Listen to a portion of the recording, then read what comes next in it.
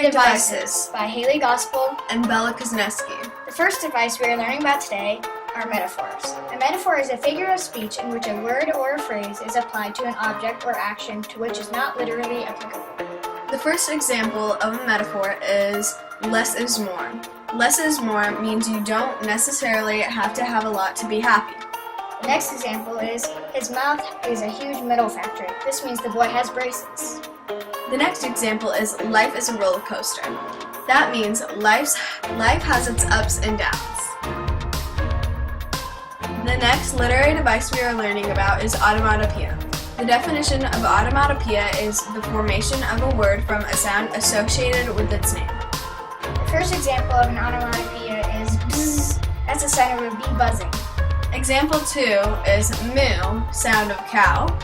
The last example is slurp, sound of somebody taking a drink of something. The next literary device is cliché. This is a phrase or opinion that is overused and betrays a lack of original thought. The first example is woke up on the wrong side of the bed.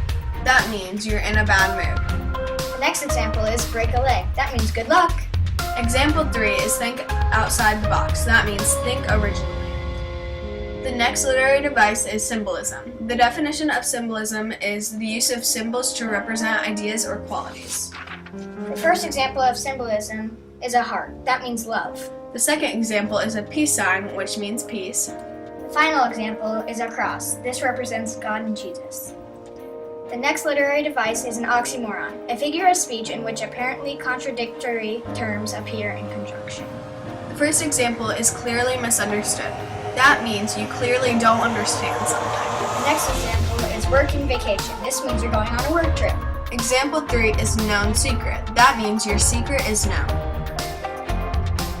The next literary device is allusion. The definition of allusion is an expression designed to call something to mind without mentioning it explicitly, an indirect reference. The first example of this is when she lost her job, she acted like a Scrooge. This means she was grumpy after she lost her job. The next example is Scream. The Scream movie alludes to the artwork The Scream because the faces are the same. Finally, the last example is chocolate is her Achilles heel. This means that she loves chocolate. Thanks for watching. We hope you learn more about literary devices. Created using Powtoon.